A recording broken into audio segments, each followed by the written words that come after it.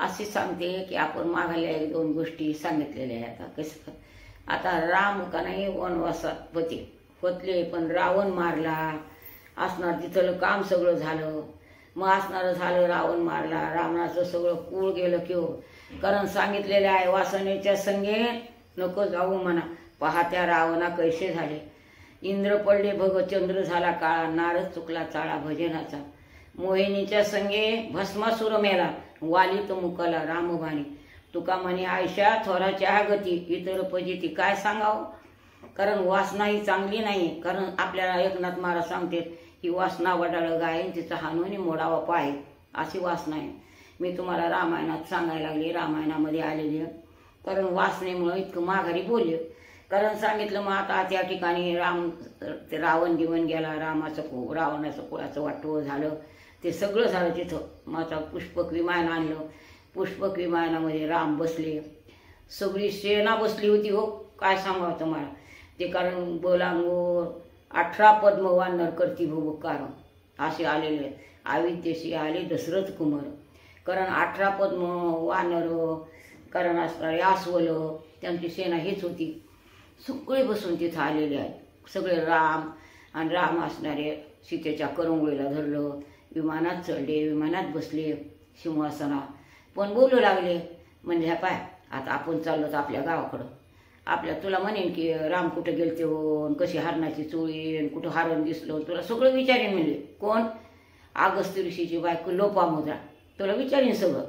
ती म्हणेन की कसं झालं ग, तू काय म्हणलीस ग रामाला, तुला काय वाटलं ग, राम टाकून कसे गेले ग. म्हणजे तुमच्या आमच्या बायकात असतात गोंधळ असा, त्याप्रमाणे तिला विचारेन सगळं सांग म्हणले. पण फक्त सेतू बंधन केला दगडाचा एवढं सांगू नको. सीतेला बजावून सांगितलं होतं रामाने. पण काय असतं ठीक आबालाच हे कसंही केलं तर तिला काहीतरी का कळतच नाही एवढं. आणि कळलं तरी काय वेळ असते कोणाला ठाऊक अशी असणार. गेली मग आता तिथं उतरले राम अगस्त्य. 3दा राम अगस्त्य ऋषीच्या आश्रमाला गेले. एकदा पहिल्यांदा गेले वनवासात सीतेला घेऊन गेले. तेव्हा चांगलं केलं होतं त्यांनी, त्यांचा सत्कार केला होता राम आलेला. आणि मागून सीता नेली तेव्हा दिले तर अगस्त्य ऋषी बोलले सुद्धा नाही. म्हणले बायको हरवून बसला आणि त्याला कोणी पोरायचं. आश्रमात सुद्धा नेलं नव्हतं. तुम्ही म्हणता तुम्ही होतात का पाहायला, मी नव्हते हो, पण पोथी वाचलेली त्याप्रमाणे असणारे आश्रमात सुद्धा नेलं नाही. मग आता त्यांनी पुन्हा परीक्षा घेतली. कारण देव कसा असतो परीक्षा घेत असतो माणसाची. तेव्हा राम बोलले नाही. ज्यावेळेस राम बोलले नाही लक्ष्मण गेला, राग आला. ते म्हणजे तसं नसतं म्हणे. राम म्हणे लक्ष्मण गेलं तसं नसतं बाबा, जसं आहे तसंच आहे असे राग. त्यांना रामाने राग सुद्धा झाला नाही. गेले पुन्हा आश्रमाला. मग त्यांचं झालं सगळं झाल्यावर मग ते आले वापस. पुन्हा राम अगस्त्य ऋषीच्या आश्रमाला आल्यावर मग तिथं त्यांचा सत्कार कसा करायचा ते अगस्त्य ऋषीने केला बरं का. केला. मग ती असणारी लोपामुद्राकडे गेली जानकी. तिथं जाऊन बोलू लागल्या दोघीजणी, विचारू लागल्या. कारण आजच्या घटकात पहिलं काय होतं कोणा गुळ पाणी म्हणतेच बाबा. आता आजच्या घटकात चहा पाणी आणि पहिलं गुळ पाणी. कारण गुळाचा खडा द्यायचा, पाणी द्यायचं, अशी पद्धत आहे. फळं मुळं असं आहे वर्णन ग्रंथाच्या द्वारे. मग ती आली तिथं बोलल्या दोघीजणी. म्हणली बाई झाला का ग तुझा वनवास. हो बाया झाला.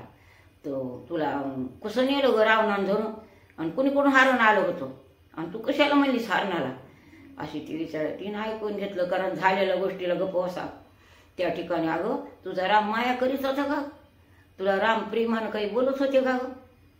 ती ऐकूनच घ्यायली. आता ती म्हणजे नाही बाय माझा राम काही तसा रवलेला नाही म्हणले. माझा राम मला सेवा करत होता, मला बोलत होते, चांगलं होतं म्हणजे. तसं काय स्त्रीलंपट माझा राम नाही. ती म्हणली बरं का जानकी, स्त्रीलंपट नाही म्हणले, स्त्रीलंपट नाहीत माझे राम म्हणले. माझी माया करत होते, मला बोलत होते, मला सांगत होते, माझं ऐकत होते असं ती म्हणली. अगं मग तुम्ही समुद्राच्या पलीकडं कसं गेलात ग. ती म्हणली नळ नावाचा वानर आहे, त्यानं सेतुबंधन केलं आणि आम्ही गेलो. काय मोठी गोष्ट केली ग.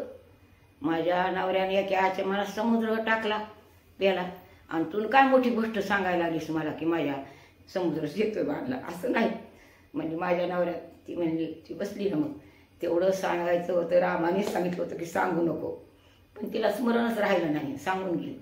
मग थोडी थांबली आणि मग अहो तसं नाही, माझ्या रामानं कशामुळे केला नाही. म्हणजे माझे तुमच्या नवऱ्याचा मूत्रपिंड आहे म्हणून माझ्या वानर शिवीत नाही, स्पर्श करीत नाहीत माझे वानर, म्हणून शेतबंधन केलं. आणि दुसरी गोष्ट असणारी म्हणजे मोहन बाग नावाचा बाण सोडायचा ना. रामापाशी आहे ना बाण, होय हो आहे बाण, ती गोष्ट खरी. पण सगळे जे तर मरते ना, माझ्या रामाला तेही पाप घ्यायचं नव्हतं, म्हणून माझ्या रामानं काय केलं नाही, बाण मारला नाही. दोघीचं संभाषण झालं, ओंटी भरणं झाले, त्यांच्या बोलणे झाले, त्यांचं त्या ठिकाणी बोललं. असे राम वनवासाहून आल्यावर कुठवर आले, अगस्त्य ऋषीच्या आश्रमाकडे आलेले आहे.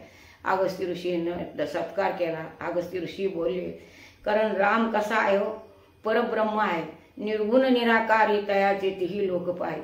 कारण निर्गुण आहे राम, पण सगुण कशा करता झाला, तुमच्या आमच्या करता.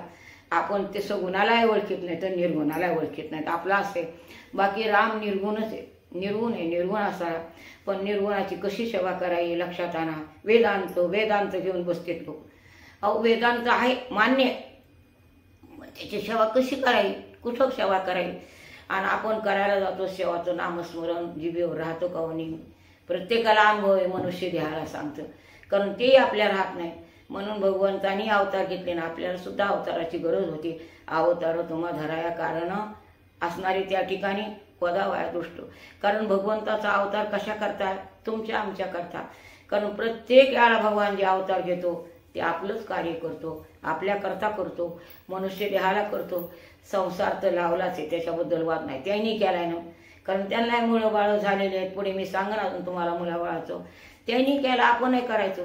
पण आपण कसं घुरफुटून करतो, अंगावर ओझं घेऊन मी करतो मी. पण मी नाही, मी सोडलं की सगळं काय असणार. मी कोण आहे, मी परमात्मा आहे, मी जीव आहे, मी ब्रह्म आहे, मी वासुदेव. हे आपल्याला यायला पाहिजे. पण आचरणात तर येतच नाही, पण मुखाला येत नाही. काय सांगा, एवढं अज्ञानात घडून गेलेले आहेत आपण. याच ठिकाणी असणारी आता पुढची कथा पुढे सांगितली.